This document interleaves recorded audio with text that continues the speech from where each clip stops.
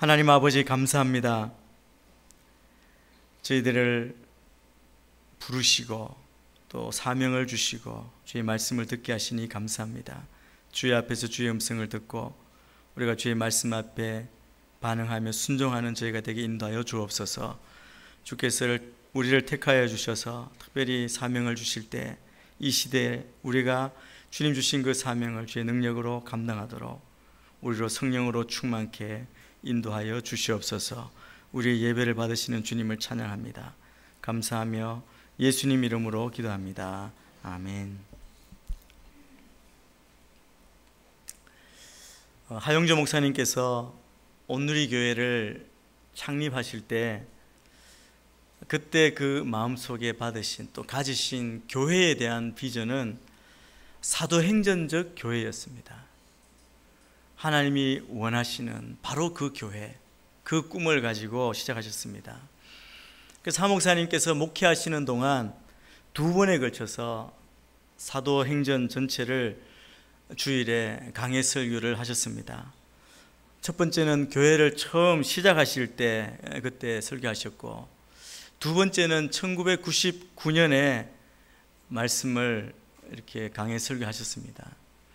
교회를 창립하신 지 10년 이상 지난 그때 다시 사도행전을 설교하신 것은 목사님이 쓰신 그 설교집을 보면 이렇게 말씀하고 있습니다. 우리 교회가 창립 때 처음 세울 때 가졌던 그 교회의 비전으로 우리가 다시 돌아가야 하겠다. 그 분명한 부름 앞에 이 사도행전을 강의하셨습니다. 이제 저희는 10월 초가 되면 창립 30주년을 맞이합니다. 다시 한번 이 시점에 우리가 그 교회의 비전, 주님이 원하시는 그 교회의 비전으로 돌아가기 위해서 오늘부터 우리 전 캠퍼스가 세 번째 사도행전 강의를 시작하기로 하였습니다. 여러분, 온누리 교회의 비전은 예수님이 의도하시고 그리고 사도행전에서 보여준 바로 그 교회를 세우는 것입니다. 여러분, 마태복음 그리고 복음서에 보시면 예수님이 의도하셨던 교회의 모습을 우리가 그려볼 수 있습니다. 그것은 구원받은 성도들의 예배 공동체이고 예수님이 주인이신 예수 공동체, 음부의 권세가 이기지 못하는 능력 공동체이고 천국 열쇠를 가진 전도 공동체의 모습을 예수님이 제자들에게 우리에게 그려주셨습니다. 그 예수님이 꿈꾸시고 의도하신 그 교회의 모습이 이루어진 것이 사도행전의 교회의 모습입니다. 사도행전적인 교회의 모습은 어떤 것입니까? 그것은 성령으로 잉태된 성령 공동체이고 십자가의 부활을 전하는 증인 공동체입니다. 그리고 예수님의 제자를 삼는 양육 공동체, 우리의 삶 자신의 삶을 드리는 헌신의 공동체입니다. 또 끝으로 땅끝까지 복음을 전하는 선교 공동체입니다. 저희 온누리 교회는 지금 이 시점 사도행전 이후 2000년이 지났지만 그러나 이러한 사도행전적인 교회, 성령님이 운행하시고 주님이 주인 되신 이 교회는 가능하다는 확신과 믿음을 가지고 지금까지 달려왔습니다. 이제 사도행전 말씀을 통해서 하나님께서는 우리가 다시 한번 사도행전적인 교회로 거듭나고 변화되기를 원하신다고 믿습니다.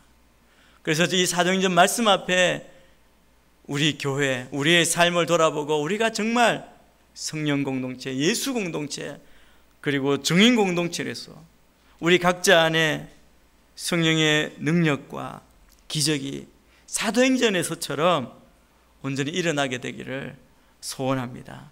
먼저 1절부터 5절까지 말씀을 같이 한번 읽겠습니다. 시작. 제가 먼저 쓴 글에는 1절부터 같이 읽겠습니다. 사도행전 1장 1절부터입니다. 시작.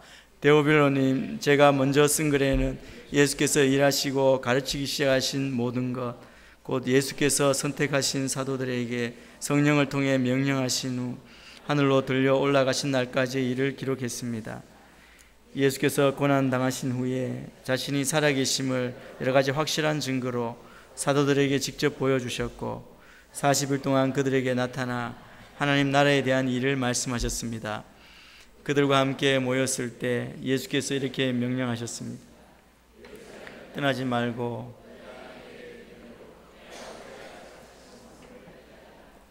요한은 물로 세례를 주었지만 너희는 며칠 안에 성령으로 세례를 받을 것이다. 사도행전은 누가복음을 기록한 누가가 기록한 것입니다. 이미 누가복음에서 누가복음 1장 1절에서 4절까지 이 누가복음을 쓴 목적을 이 누가는 분명히 밝히고 있습니다. 그것이 계속 사도행전에까지 이루어집니다. 예수님이 이 땅에 사역을 시작하신부터 승천하시는 날까지 일을 자세하게 알려주었습니다.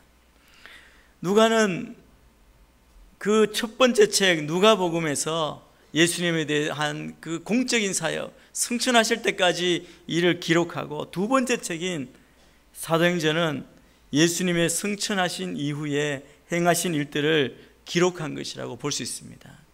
세상에서 유명한 위인의 전기는 그가 태어나서 죽기까지 살아있을 동안의 이 일을 기록하는 것이 전기입니다.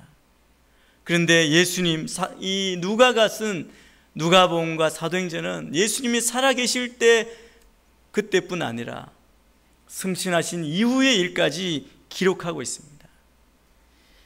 예수님은 이 땅에 계시지 않지만 여전히 교회를 위해, 우리들을 위해 계속 사역하고 계십니다. 그 우리와 함께 하시는, 그리고 우리와 함께 교회를 세우시고 영혼을 구원하시는 그 예수님에 대한, 그 예수님의 사역에 대해서 이 사도행전이 기록하고 증거하고 있는 것입니다. 누가가 데오빌로에게 편지를 쓰면서 그가 하고자 하는 이야기의 핵심을 그는 분명히 말하고 있습니다. 누가는 사도행전에 와서 새로운 주제를, 또 다른 주제를 이야기하는 것이 아닙니다. 이미 누가복음에서 이야기하던 바로 그 주제, 예수 그리스도에 대한 이야기를 계속하고 있는 것입니다. 사도행전에 보면 예수님의 제자들이 어느 곳에 가든지 그들은 예수님을 전했습니다. 여러분, 우리도 예수 믿는 자로 우리가 누구를 전하겠습니까? 다 예수님을 전하리라고 믿습니다. 우리가 전해야 하는 것도 바로 예수 그리스도입니다. 우리가 복음을 전할 때 분명하게 예수 그리스도를 전합니다. 예수님은 나의 구주이시고 나의 주님이시고, 예수님은 나를 위해 죽으셨고 부활하셨고 승천하신 사실을 전합니다. 그런데 우리의 모습을 가만히 보면 우리는 흔히 복음을 제시하거나 예수 그리스도를 전할 때 간혹 예수님보다 예수님을 믿으면 어떻게 되는지 그 결과에 대해서 전할 때가 많이 있습니다. 예수님 믿으면 천국 갑니다. 예수님 믿으면 복을 받습니다. 예수님 믿으면 삶의 평안이 있습니다. 소망이 있습니다. 모든 근심이 떠납니다. 병이 낫습니다. 다 그런 얘기를 하지 않습니까? 물론 이것이 잘못된 말은 아닙니다. 우리 가운데 예수 믿음으로 주님이 허락하신 삶의 풍성한 증거와 간증이 우리의 삶 가운데 다 있습니다. 그런데 우리가 기억해야 할 것은 간혹 예수님보다 천국이나 복에 대해서 더 강조할 때가 있다는 것입니다. 지금 세상에 보면 많은 사람들이 교회에 대해서 부정적인 견해를 가지고 있습니다. 비판도 합니다. 손가락질합니다. 그 사람들이 이렇게 말합니다. 예수는 좋은데 기독교는 싫다. 교회는 싫다. 예수 믿는 사람은 싫다. 여러분, 기독교는 예수님이 전부인데 어떻게 세상 사람들은 기독교와 예수님을 다르게 보고 있는 것입니까? 세상 사람들이 아마 기독교에 대해서 잘 모르는 것일 것 때문일 수도 있습니다. 그러나 교회가, 우리 믿는 사람이 예수님의 증인으로서 예수님을 제대로 전하지 못한, 드러내지 못한, 증인의 삶을 살지 못한 결과는 아닌지, 그것을 우리가 이 시간 돌아봐야 할 것입니다. 먼저 8절 말씀을 함께 읽겠습니다. 8절입니다. 시작. 그러나 성령께서 너희에게 오시면 너희가 권능을 받고 예루살렘과 내 증인이 될 것이다. 예수님께서는 성천 직전에, 이 말씀을 하실 때는 성천하기 직전입니다. 제자들에게 내 증인이 될 것이다, 내 증인이 되리라고 말씀하셨습니다. 여기 될 것이다, 또 개역에는 되리라라고 이렇게 번역한 말씀은, 이 원어는 미래형이면서 또한 명령형입니다. 이것은 8절 말씀처럼 성령이 우리 가운데 임하면 예수님의 증인이 될 것이라는 예언이면서 동시에 반드시 주님의 증인이 되라는 명령입니다. 여러분, 증인이 무엇입니까? 증인이라는 말은 헬라어에서 마르티스라는 단어를 씁니다. 이 단어에서 순교자를 뜻하는 이 영어 단어 마터가 나왔습니다. 결국 예수님의 제자들 대부분은 증인으로서의 삶을 살다가 마지막에 순교로서 생애를 마쳤습니다. 여러분, 증인이 무엇입니까? 증인은 자기의 말을 하는 사람이 아닙니다. 자기가 알고 있는 지식을 알려주고 공급하는 그런 사람을 증인이라고 말하지 않습니다. 증인은 간단합니다. 내가 보았습니다, 내가 들었습니다, 그렇게 말하면 끝나는 것입니다. 그냥 경험한 바를 그대로 말하면 되는 것이죠.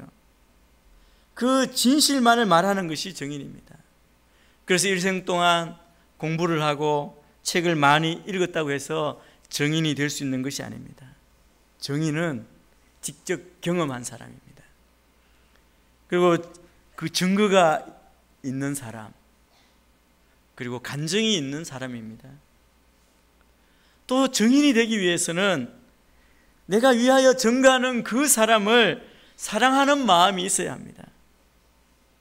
내가 사랑하기 때문에, 내가 사랑하는 저분이 억울하게 고생하고 있기 때문에 때로 부끄럽고 귀찮지만 그것을 다 떨치고 증인으로 나설 수 있는 것이죠. 용기를 내는 것입니다. 그래서 증인은 사실을 사실이라고 말함으로써 그것 때문에 때로 불이익을 받을 수도 있고 손해를 볼 수도 있고 핍박을 받을 그런 각오가 되어 있어야 합니다. 이 굳건한 결단이 있을 때 증인이 될 수 있는 것이죠. 여러분, 기독교는 내 증인이 될 것이다라고 말씀하시는 그 주님의 명령에 순교를 각오한 제자들이 순종하고 증인으로서 그 증언함으로 우리에게까지 이 기독교가 전해진 것입니다. 그래서 오늘 또 주님은 우리에게 내 증인이 될 것이다, 내 증인이 되리라라고 우리 각자에게 명하고 계십니다. 그러면 왜 우리는 예수님의 증인이 되어야 합니까? 그리고 어떻게 예수님의 증인이 될 수 있습니까? 여러분, 예수님의 증인이 되어야 하는 이유는 바로 이것이 예수님의 마지막 유언이기 때문에 그렇습니다. 아까 말씀드린 대로 내 증인이 될 것이다 라고 말씀하신 후에 예수님께서는 제자들이 지켜보는 가운데 하늘로 올라가셨습니다.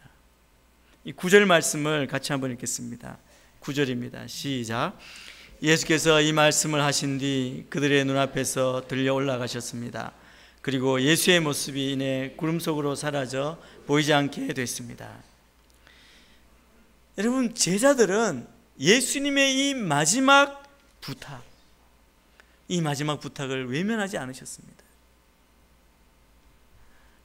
이들은 그 마지막 유언과 같은 말씀을 듣고 목숨을 걸고 예수님의 증인이 되었고, 이 때문에 말씀드린 또 대부분 순교했습니다. 여러분, 이 땅에 사는 우리도 불효자라고 하더라도 부모님의 마지막 유언은 마음에 새기고 일생 지키려고 하지 않습니까? 그런데 하물며 주님의 충성된 제자가 되려고 하는 우리가 주님의 그 마지막 유언을 어떻게 외면할 수가 있겠습니까? 여러분, 이 유언을 우리가 외면하고서는 주님과의 관계를 올바르게 맺을 수가 없습니다.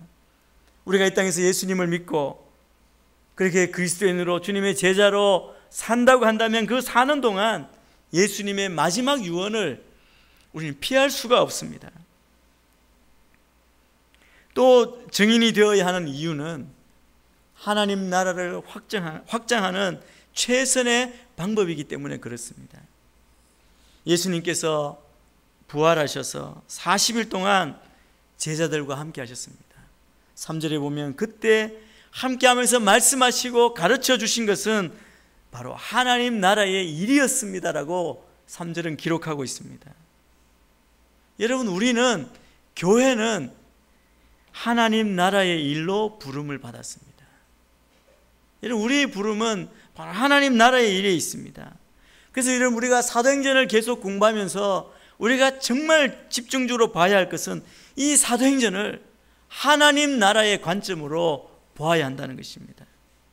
하나님 나라에 관한 주제는 매우 중요한 주제입니다. 여러분, 이게 얼마나 중요했으면 예수님이 승천하시기 전 마지막 40일 동안, 긴 시간도 아닙니다. 그렇게 긴박한 시간, 그 믿지 않는 제자들을 믿게 하시고 그들에게 가르쳐 주신 것이 하나님 나라에 대한 것이었겠습니까?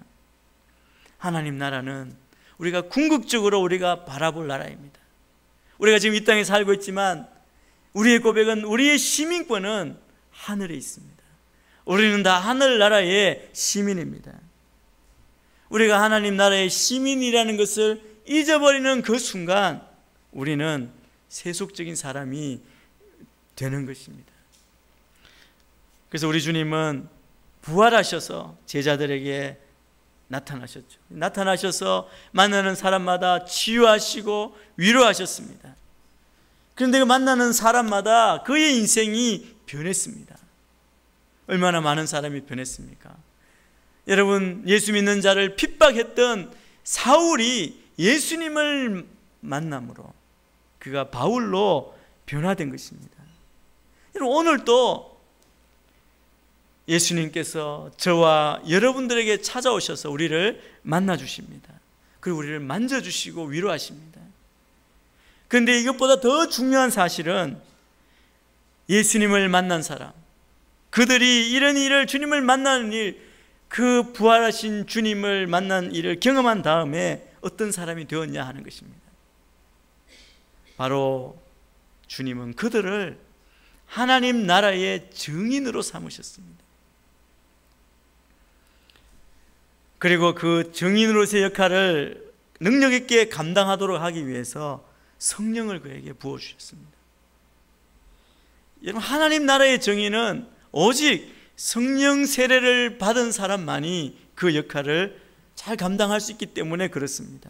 성령은 하나님이 약속하신 선물입니다. 증거의 영입니다.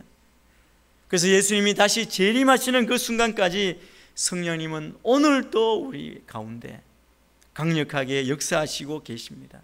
그리고 계속해서 증인들을 통해서 하나님 나라의 확장을 이루고 계시는 것입니다. 그러면 어떻게 하면 우리가 예수님의 증인이 될 수 있습니까? 8절에 보면 이렇게 말씀합니다. 그러나 성령께서 너희에게 오시면 너희가 권능을 받고 온 유대와 예루살렘과 온 유대와 사마리아와 땅끝까지 이르러 내 증인이 될 것이다. 여러분, 주님의 증인이 되려면 먼저 성령님이 임하여서 권능을 받아야 한다고 말씀합니다. 누가는 오늘 본문 가운데 성령이 임하여 권능을 받는 조건을 이미 말했습니다. 우리는 예수님 안에 서로 힘써 모여야 합니다. 그리고 주님께서 말씀하신 아버지 약속하신 것을 기다려야 합니다. 예루살렘을 떠나지 말고 기다리라고 말씀합니다. 그리고 그 약속한 것이 무엇입니까? 5절에 보면 요한은 물로 세례를 주었지만 너희는 며칠 안에 성령으로 세례를 받을 것이다 약속하셨습니다. 아버지로부터 오는 선물, 그 성령의 세례를 우리가 기다리고 그것을 받아야 한다는 것이죠. 그렇게 모여서 그 선물을 기다리고 있는 자, 우리 모인 자들의 초점은 하나님께 맞추어져야 합니다. 6절 7절 말씀을 함께 읽겠습니다. 6절 7절입니다. 시작. 그래서 그들은 다 같이 모였을 때 주여 주께서 이스라엘에게 나라를 회복시켜 주시려는 것이 지금입니까? 예수께서 그들에게 말씀하셨습니다. 그날과 그때는 아버지께서 자신의 권세로 정하셨으니 너희가 알 것이 아니다. 부활하신 예수님을 만난 제자들의 관심은 오늘 여기 말씀처럼 이스라엘의 회복이 있었습니다. 제자들은 예수님께서 말한 성령 강림의 때, 성령의 약속하신 아버지의 약속을 받을 때, 그때를 곧 이스라엘이 정치적인 해방을 맞는 날로 그렇게 생각했습니다. 우리의 억압에서 이 고통 가운데 해방시켜 주실 때가 그때입니까? 그래서 회복의 때를 예수님께 물은 것입니다. 그것에 대해 예수님께서는 그날과 그때는 아버지께서 자신의 권세로 정하셨으니 너희가 알 것이 아니다 말씀하십니다. 이 대답은 모든 역사의 때와 시기는 철저하게 하나님의 절대 주권에 속했으니 우리가 알 바가 아니라는 것입니다. 이 말을 다시 말씀드리면 이제 너희의 세상 관심에 대한 하나님의 뜻을 알려고 하지 말고 이제는 하나님의 뜻에 너희 관심을 두라는 뜻입니다. 여러분, 우리의 관심이 어디에 있습니까? 우리의 답답한 문제, 그리고 우리의 기도의 제목에 있는 것 아닙니까? 하나님, 이것에 대한 하나님의 뜻이 무엇입니까? 라고, 이것을 해결해 달라고 그렇게 구하고 있지 않습니까? 그런데 예수님의 말씀은 우리가 그것에 관심을 두는 것이 아니라 우리의 관심을 하나님께 두라는 것입니다. 하나님의 나라에 두라고 말씀하고 있습니다. 여러분, 우리가 성령 세례를 받으려면 세상 관심에 초점을 맞추고 기다리면 되지 않습니다. 하나님의 약속과 하나님의 그 약속에 하나님의 뜻에 초점을 맞추고 기다려야 합니다. 그리고 8절에 말씀하신 것처럼 우리는 땅끝까지 가야 하는 것이죠. 하나님 나라를 전파하는 일은 주님의 나라가 이 땅에 임할 때까지 계속되는 것입니다. 성령이 임할 때 우리가 권능을 받는다고 말합니다. 권능은 두나미스라고 하는 단어입니다. 여기에서 다이너마이트라는 영어 단어가 나왔습니다. 이것은 능력, 그 능력을 말하는 단어입니다. 여러분, 이 권능, 이 능력은 단순히 병을 고치고 귀신을 내어 쫓고 기적을 일으키는 것을 말하는 것이 아닙니다. 하나님의 나라를 전파하기 위한 우리의 능력, 헌신의 능력을 말씀하는 것입니다. 여러분, 각각 여러 곳에 모인 우리 다른 사람들이 예수 안에 함께 모여서 관심의 초점을 하나님께 두고 성령을 사모하고 기다리면 성령이 임하여 권능을 받아서 우리가 땅끝까지 복음을 전하는 예수님의 증인이 된다는 말씀입니다. 여러분, 이 오늘 읽은 사도행전 1장 8절의 말씀은 이 한 절이 사도행전의 모든 내용을 요약한 그런 요절과 같은 말씀입니다. 우리 가운데 이 말씀을 너무나 많이 듣고 또 암송하고 계실 것입니다. 잘 알고 있습니다. 이 말씀을 읽고 외울 때마다 우리는 힘을 얻고 그리고 위로를 받습니다. 그런데 이 말씀을 우리가 묵상할 때 가만히 보면 이 말씀 가운데 우리는 내 증인이 되리라, 증인이 될 것이다, 이 말보다는 성령이 임하면 내가 권능을 받고 그 권능에 우리의 관심을 두고 있지 않습니까? 성령이 임하시면 우리가 해야 하는 일, 바로 예수 그리스도의 증인의 사명보다는 도대체 성령님이 어떻게 임하시는지 그것에 대해서 궁금해한다는 것입니다. 그런데 오늘 본문은 또 말씀은 예수님의 증인으로 주어지는 그 성령의 능력과 권능이 어떤 것인지 그것에 대해서 언급하지 않습니다. 다만 성령 충만하여서 그 권능을 받을 때 그 권능의 목적이 무엇인지 그것에 대해서만 우리에게 말하고 있습니다. 예수 그리스도의 증인으로 예루살렘과 온 유대와 사마리아와 땅끝까지 사명을 감당하도록 권능을 주신다는 것입니다. 여러분, 과연 성령님이 임하시면 우리가 받게 되는 권능은 과연 무엇입니까?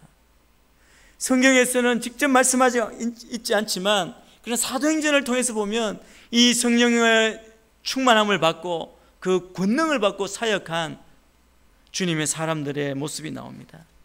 오순절 다락방에서 성령이 임하였을 때 거기에 있던 사람들이 각 나라 사람들이 들을 수 있는 방언을 이야기했습니다.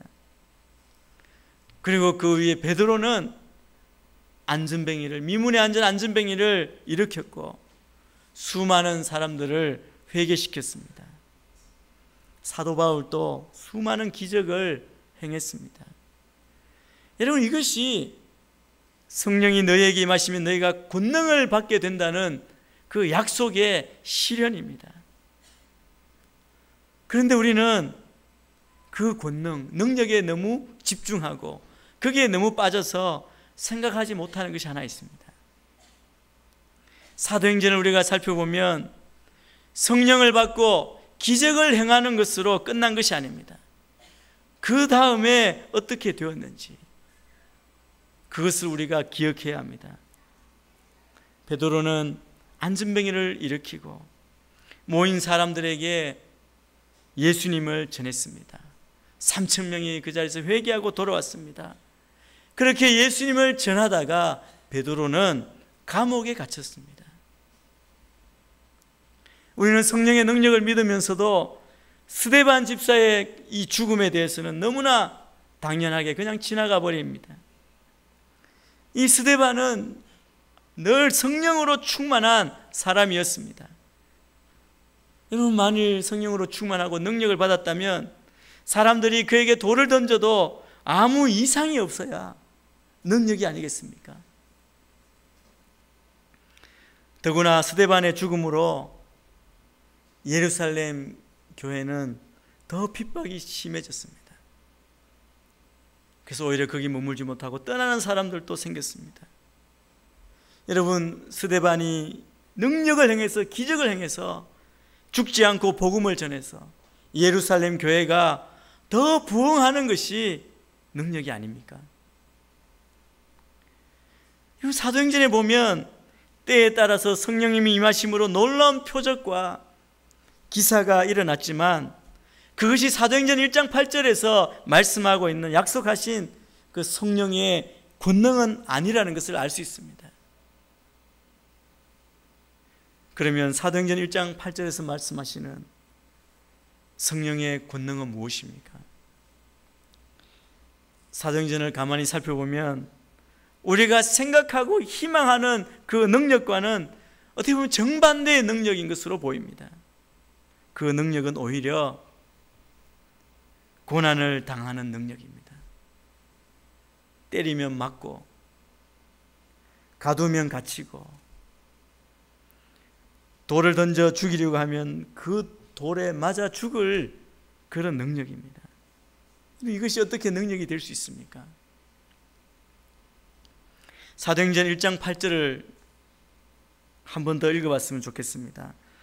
우리 한 목소리로 한 번 더 사도행전 1장 8절 말씀을 같이 읽겠습니다. 시작.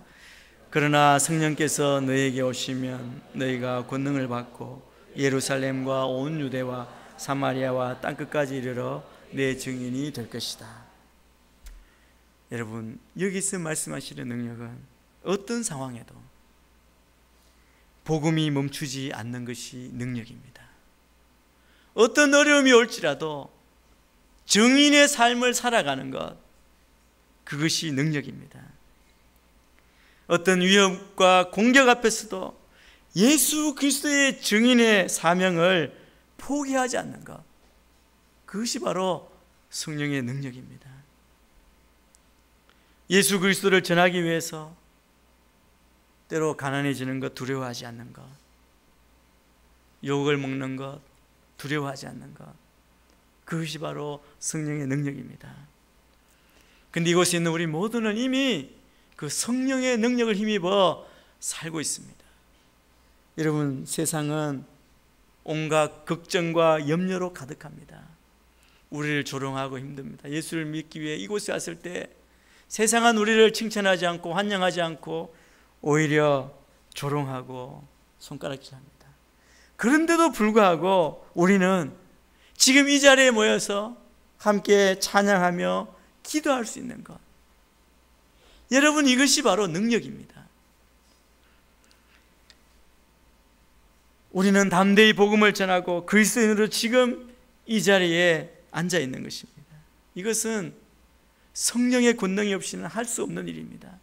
성령의 능력이 없이는 우리를 예수 그리스도를 주로 고백할 수 없을 뿐 아니라 하나님을 아버지라고도 고백할 수 없을 것입니다. 여러분, 아무리 세상이 위협한다 할지라도 성령 받은 우리는 예수님을 주로 증거하고 선포하고 전하며 하나님을 아버지로 고백하고 있지 않습니까? 사도행전에서 강조하는 성령의 가장 핵심적인 사역은 기적을 일으키는 것이 아니라 예수님에 대한 증거와 관련된 일입니다. 그래서 사도행전에서 원하시는 이 교회의 모습은 성령 공동체, 그리고 우리는 증인 공동체입니다. 예수님이 주인 되신 교회입니다. 이 성령님의 사역을 감당할 때 우리는 뒤로 물러서지 않고 이 사역을 감당할 것입니다. 그리고 우리가 바라보는 때가 있습니다. 언제까지 이 증인의 사명을 감당해야 합니까? 바로 예수님이 다시 오시는 날까지 우리는 이 사역을 감당해야 할 것입니다. 우리 11절 말씀을 같이 읽습니다. 11절입니다. 시작. 갈릴리 사람들아, 왜 여기 있어서 하늘만 쳐다보고 있느냐? 너희 곁을 떠나 하늘로 올라가신 이 예수는 하늘로 올라가시는 것을 너희가 본 그대로 다시 오실 것이다 라고 말했습니다. 여러분, 주님 오시는 그날까지 우리는 복음의 증인, 예수 그리스도의 증인으로서의 사명을 멈출 수 없습니다. 중단할 수 없습니다. 우리 교회의 사명도 멈출 수 없고 이 시대에 다시 한번 우리의 사명으로 다시 돌아가고 이 사명에 우리가 헌신하고 그 성령의 능력으로 그 일을 감당해야 합니다. 예수 그리스도의 증인의 사명을 감당해야 합니다. 그러면 우리를 그냥 홀로 두시지 않고 그렇게 할 수 있도록 성령님이 임하셔서 우리에게 권능을 주시고 끝까지 감당할 수 있도록 우리와 함께 하실 것입니다. 우리와 함께 하시는 그 성령님의 능력으로 우리가 다 예수 그리스도의 증인의 삶을 살아가시는 저와 여러분이 되기를 축원합니다. 기도하겠습니다. 하나님 아버지, 우리를 부르시고 또 주님의 귀한 예수 공동체, 성령 공동체, 증인 공동체의 지체로 불러주시고 은혜를 주심을 감사합니다. 우리가 이제 성령의 능력으로 주님 다시 오시는 날까지 땅끝까지 나아가 주님의 증인으로서 삶을 살아 승리하는 저희가 되게 인도하여 주시옵소서. 예수님 이름으로 기도합니다. 아멘.